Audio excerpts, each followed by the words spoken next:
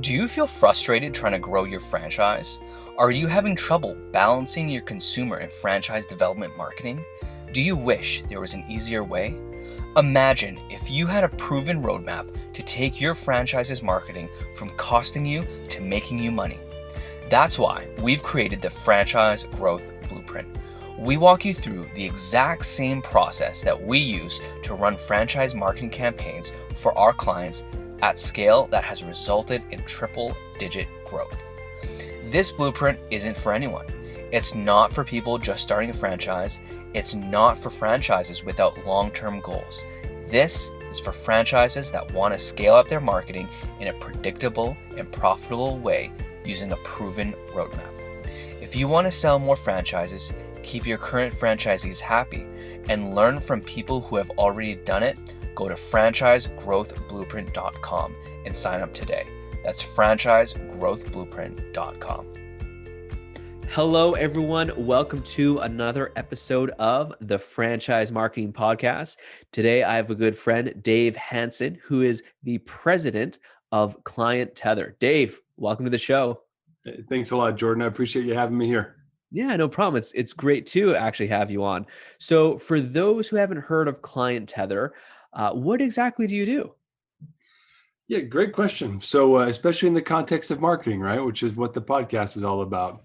We partner with a lot of organizations, either marketing groups like Cogneta or franchisors, other businesses, to help them fix the second half of the lead and sales equation. So we're sales automation, lead response automation, referral gathering, retention automation platform that engages clients across 4 dimensions, across texting, calling, emailing, physical media delivery, and in other ways as well. Awesome. Very cool. So tell me more about these 4 dimensions to, client happiness and really nurturing. Yeah, it's funny.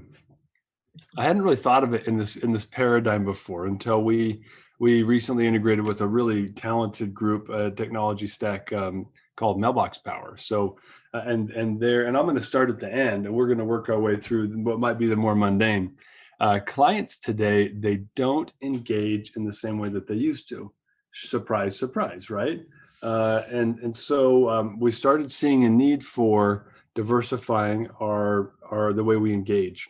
A lot of businesses, they have a very flat engagement model. They might eventually call somebody, or they might send it. They're like, well, I sent them an automated email as soon as they filled out my inquiry form, and they let it sit at that because they're busy, and so they can't let themselves get distracted with other things.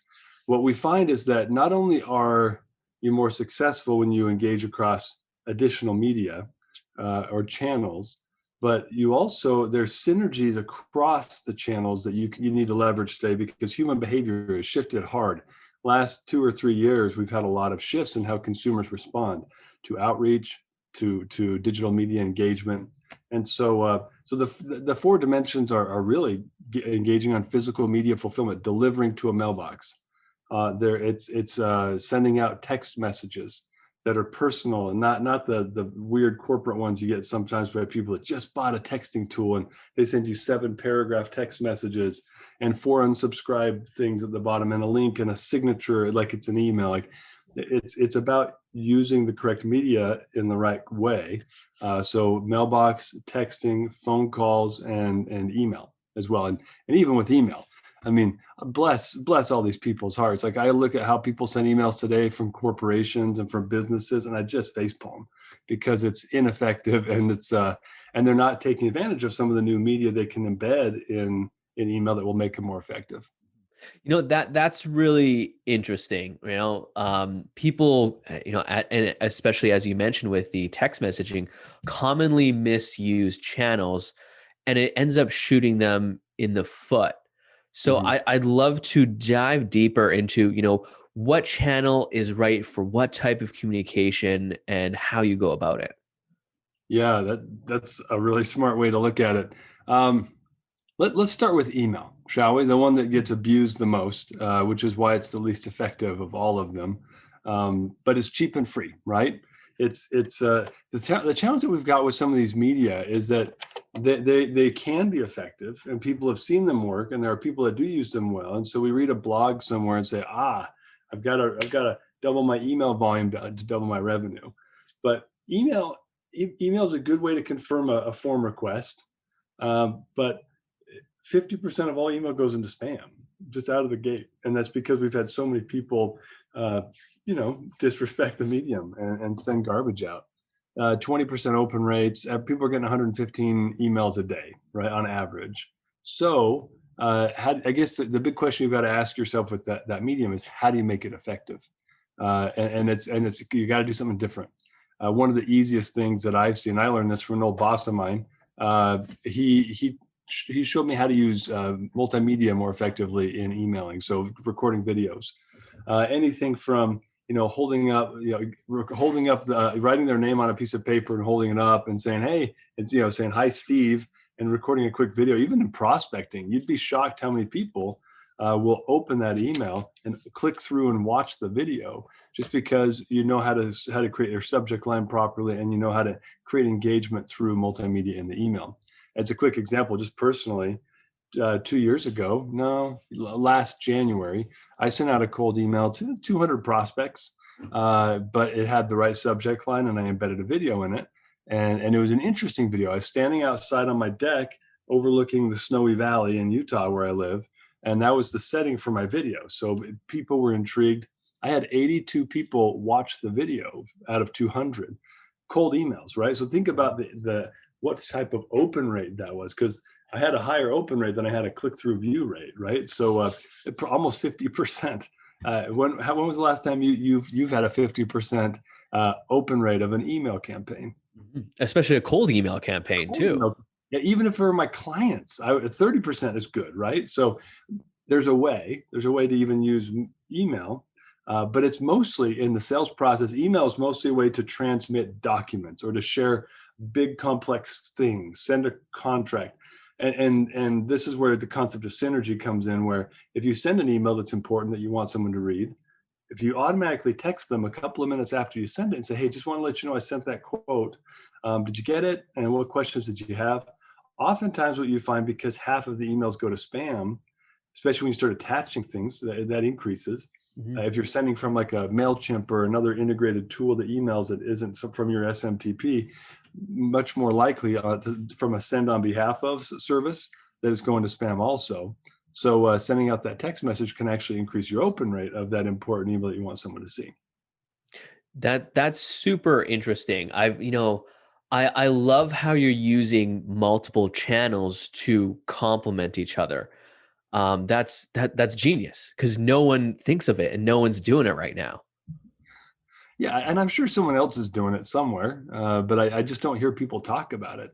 And this is why we're teaching a lot of people about these 4 dimensions of client engagement, because it's not just that you do them, it's that the way that you do them can create synergies across. And that's just one example. I mean, go ahead, Jordan. No. I totally agree with you. Please go ahead. Don't let me interrupt you. I thought you were about to jump into another question. Let's talk about calling too, because in the last year and a half, we've all got our mobile device that, whether you got an Android or you've got an iOS, about every other week, maybe once a month at least, Android telling me I need to turn on do not disturb mode. Like, hey, don't you want to filter? It's getting more aggressive too. Like, don't you want to filter out all these unwanted calls? Because they want control over who I'm talking to, which is really a little eerie to me. But there also are a lot of robodials out there. So a lot of people have turned that on. 60% maybe of the population in North America. It's a pretty big number at this point. The problem with that is, now I'm a business owner, right? Let's say I'm a franchise system. I'm generating leads for, let's say, roofing or painting, doesn't matter. Somebody's interested in my digital marketing. They click on the lead form, they fill it out, and they hit submit with their cell phone. Well, what happens now is that goes to the franchisee. In reality, most of the time, they get back to that person in, a day or so. They're not really the most engaged as far as response time, but that's a different discussion. But when they call, because someone has do not disturb mode on, they go straight to the voicemail. And then they leave a voicemail diligently. So maybe 4 hours after the lead form gets filled out, they call, they leave a message. By then, the individual's not thinking about the paint or the roofing job. They're walking their dog or feeding their kids dinner, or whatever they're doing, and they are not thinking about roofing.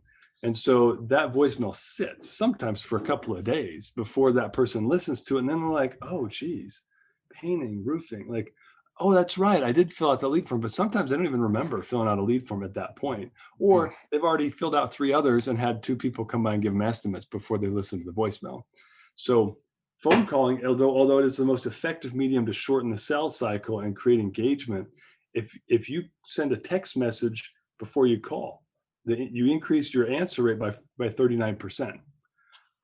Yeah, and if you send a text before you call and you go straight to voicemail, they know it was you and they'll listen to the voicemail right away and usually return the call at a much higher clip. Interesting. Very interesting. So one thing that you brought up is physical mail as well. I'm curious how you're leveraging that, especially in today's very digitally centric world. We'll get right back to the show, but do you feel frustrated trying to grow your franchise? Are you having trouble balancing your consumer and franchise development marketing? Do you wish there was an easier way? Imagine if you had a roadmap to take your franchise's marketing from costing you to making you money. That's why we've created the Franchise Growth Blueprint. To find out more, visit franchisegrowthblueprint.com. That's franchisegrowthblueprint.com. Now back to today's episode. Yeah, this is the most interesting one. I'm not going to lie. When I first started working at Client Tether, one of the things that I felt like we should do is cross this threshold, because no one does this. We're in a world of, CRMs are crowded. We specialize in franchising, which makes us really unique, genuinely, because I don't know of many other CRMs that are actually equipped to handle franchising data and reporting. But that felt like a pitch. I apologize, but but it's hard to stand out, in these worlds. But I've always wanted to incorporate that because I know it's super engaging. I've got a buddy. I'll tell a quick story, and then I'll jump into the proper way to do this. I got a buddy that used to run a direct mail company. So, and he was telling me about some of the campaigns they did. Like, they would send out canoe paddles. They were a high-end technology systems manager. I think they were systems management, but a 6-7 figure spend software company, and they were targeting CIOs of Fortune 1000s. And so they did a campaign where they took canoe paddles, they printed a message on them with a URL, and then they mailed those to CIOs of their target companies. And there's an interesting thing that happens with physical mail. Now, right now, people aren't sitting in the office as much as they used to. So there are some caveats I'll put on mail. But what happened is the mail delivery room guy gets this 5-foot long package in a black bag that came to the mail. He walks it through the office. Well, in one case, they had, and this is a real example, they had like 3 or 4 people following him, like, "What the heck is that, Steve?" "I don't know. It's going to Bob." So they all followed him into the CIO's office. And, in large corporations, these are some of his direct reports in that division are following him into his office. And then he opens this mysterious package with a very crisp message on it. And ultimately, they had like a 20,000% ROI on that campaign. Yeah, direct mail cuts through the clutter. There was a time when we used to, remember when like maybe in the 80s, we used to get a lot of direct mail. Like, it was a thing, people did it. But it started to get more and more expensive. And so email came out. People were like, "Oh, I can do that for free." So they started spamming everyone. Well, what's happened is direct mail has fallen to the floor. In fact, the last time I got something was it's still sitting on my desk. This belated birthday card from the CEO of Mailbox Power, our partner. We were doing a webinar. He's like, "When's your birthday, Dave?" And it was at the end of January. We did this webinar. I was like, "Oh, it's January 11th. He's like, "What? I missed it?" He's like, "Hold on." And he goes like this on his phone. "Okay, well, you're going to get a birthday card from me, in the next couple of days." But there's staying power to direct mail too, where I get an email. I don't leave an email open on my desktop this has been here for 2 weeks on my desk. And I'm reminded every time I see it of Joe Canamore, right? So, and which is exactly what he wants. So there's more to the medium. That you cut through the clutter, you can penetrate easier. Everyone opens their mail, unless it's clearly garbage. If you send someone a 5x7 card, everyone's going to open that. It's like, well, who the heck sent me a card? And who's this Jordan Chu guy? Like, well, let's see what he sent. Everyone opens it. It's not like there's a risk anymore. Like people aren't afraid of opening unknown mail. So that's one of the ways that the physical media now can help cut through the clutter. And now I guess I got to get to answering your question, which is how do you tie that into the digital world? So I get a card, right? And let's say this is a prospecting card, which I just sent out 50 this morning, by the way. I open this card, and Joe, now this is just a birthday card, but I print a QR code inside of this card that takes them to a custom website that's just for everybody who's part of this campaign. And it's how easy is that? We all see QR codes everywhere. Our phones are equipped to not have, we used to have to get separate apps to do QR code scanning. Do you remember those days? Now it's just my camera. So I put my camera on it, tap the URL, open it up, and I've got a custom message that this person's viewing because they got a card that they opened in the mail. Very interesting. And what's great is with this QR code, you're able to kind of bridge that attribution gap, which, traditionally was kind of the hindering factor of physical mail and offline advertising. Yeah, that's exactly right. That's exactly right. And yeah, because there was no way to really do any successful attribution with physical media for a long time. But the fact that we now have these other dimensions of multimedia we can tie to them makes it perfect. Totally. So switching gears, Dave, you specialize working with franchises. I'm really curious, what are some of the top mistakes that you see them making? I'm going to leave all names off of this discussion, but I see some really, really bad behavior on lead follow-up. Folks that work with organizations like Cogneta, right? An outstanding digital marketing firm that can help them generate leads and demand. What I see a lot of organizations do is they have poor, in fact, I'll start with the easiest one. They have really poor localized marketing, meaning they do all their marketing at headquarters, and then they just hand off leads to their franchisees without helping their franchisees build a local presence. They don't have a local Google My Business. They don't have a local website. They don't have things that can drive local traffic, which would help them in the long run with ratings and other things that will help them to grow their franchisees, rather than just spend more and more corporate with less and less conversion and less. It's more and more expensive because they don't have a local presence to sort of market in Pittsburgh. You and I both know you're going to pay more per click, and it's going to be harder to get ranked on the SEO.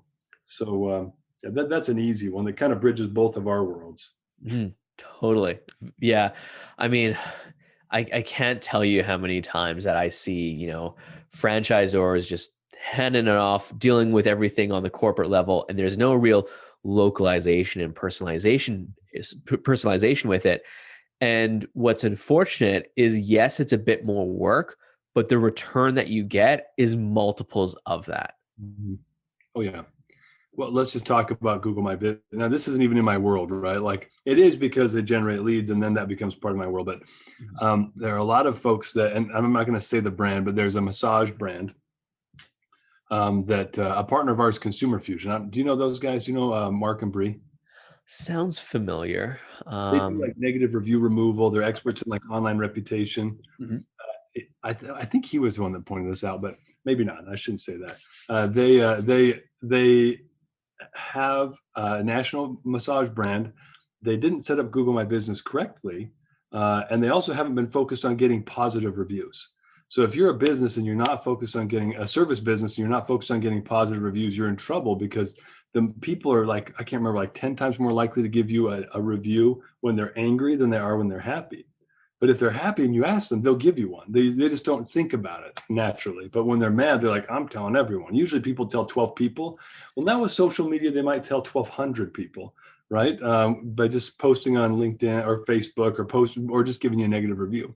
So this brand, they didn't set up their Google My Business correctly. So they were getting like hundreds of reviews at their corporate HQ site, which wasn't one of their franchisee locations. It had like a 2.2 star rating. But you probably know this as well as I do, that if somebody searches like best massage near me or whatever, Google, if they put the word best in there, they won't even display anybody with less than a 4.0 rating. And so if you don't have a conscientious automated way to request reviews from people after they're done with their service with you over text, so it's engaging, then you're likely going to fall victim to, bad experiences that just happen when you're running through thousands of people a year with your service. You're going to get maybe 100 or so that aren't real thrilled, and you got to make sure you're offsetting those with all the people that are thrilled with what you do. Mm-hmm. Mm-hmm. Very, very good advice. So Dave, one question I really like to ask all of my guests is, what advice would you give someone just starting out as a franchisor? And this is self-serving a little bit, get the right technology in place at the beginning, right? It seems crazy. You've got 3 locations, 2 of which are corporate stores. You've sold your first franchise. At that moment, if you make the right decisions about your marketing partner, right, about your sales automation, CRM, tech stack, about a couple of things, then as you scale, your business scaling becomes less cumbersome. But we work with a lot of businesses that are, 50 to 200 units that have realized they've made a mistake. They've bought some big box CRM that's costing them an arm and a leg. They're paying per user at a crazy high rate. And as they grow, those license models scale exponentially, right? Not only am I growing with every unit that I sell, but every unit's adding 3 or 4 people on. That's more licensing. And all of a sudden I'm paying, 3 or 4 times what I thought I would be for my technology. And it doesn't even give me the reporting because it can't handle the data structure of franchising. There are a lot of tools out there that people talk about in franchising that were built for systems management software sales. And I came from that world. So I know they're great for that. But when you get into franchising, these are like, most people that own franchises are not, they don't have PhDs in technology. So you've got to make it simple for them and also make it do things for them. So it's not just something where medical record management looking CRM where I get in and I type all my notes everywhere and manually do stuff. That CRM better have some horsepower behind it to get things done for me, because a franchisee most often when they start it's a single operator, it's a solopreneur job. So if you add a whole bunch of minutia and record keeping on top of them going out and prospecting and closing and managing marketing and building business, you'll find they'll do one or the other. It's usually not keep the records up to date. Cool. I love that advice. Yeah, it's so few franchises just kind of take the time to actually plan and like do that in-depth, like cumbersome, yes, research to figure out what do they need in place now from a software, from a tech stack perspective, as you mentioned, so that as they scale up, costs don't get out of control. Mm-hmm. Very good point. Very good point. So Dave, we are coming near the end of the episode, and I like to end all of them with something that I call the lightning round. I promise no hardballs. It's just some fast-paced questions. Are you ready? Go for it. Awesome. So first question, what is your favorite tool or app that you cannot live without? Well, my calendar, but that's super generic because I'm slammed. But I would say Evernote I use that all the time. Like, you constantly have ideas coming to mind. Got to lock it down in Evernote so it gets out of my head and I can get back to work and also come back to it and try to make it work. Nice. Yeah, Evernote is fantastic. Next question is, what is your favorite book? Man, I'll categorize this and answer it twice. My favorite nonfiction book, more business book, is, I would say, probably Leadership and Self-Deception. Yeah, by the Arbinger Group. I see the eyebrows, so I assume you haven't read that one? I have not. That sounds quite interesting, though. I'll have to add that to my list. Yeah, as far as I love to read fiction. So I'm a huge Brandon Sanderson nut, and even Robert Jordan. They're about to come out with Wheel of Time on Amazon. So I'm interested to see how they portray that great epic fantasy series. Sweet. All right, next question. Who is a franchise leader that you look up to? There are quite a few. One, I really like Mike Pierce over at the Authority Brands. Tony Valley, he's with both College Pro and the Clear Summit Group. Very, very solid and intelligent leaders, both of them. And Mike's a really compassionate and intelligent guy. I was interacting with him right as COVID hit, and I was really impressed the way he handled his team. Tried to make sure everything was working great. So I'd say those are the first two that come to my mind. Awesome. All right, Dave, last question, I promise. Where can people find out more about you and your company? Clienttether.com, and if you look at the franchise information there, you'll probably find anything you're looking for, or reach out to me. I'd be happy to help answer any questions they have. Awesome. Dave, thank you so much for coming on the show. I really appreciate it. You dropped so many knowledge bombs that I know our listeners are really going to enjoy. Yeah, well, I'm glad I could be here. Thanks for inviting me, Jordan. I appreciate it. Of course. Bye for now.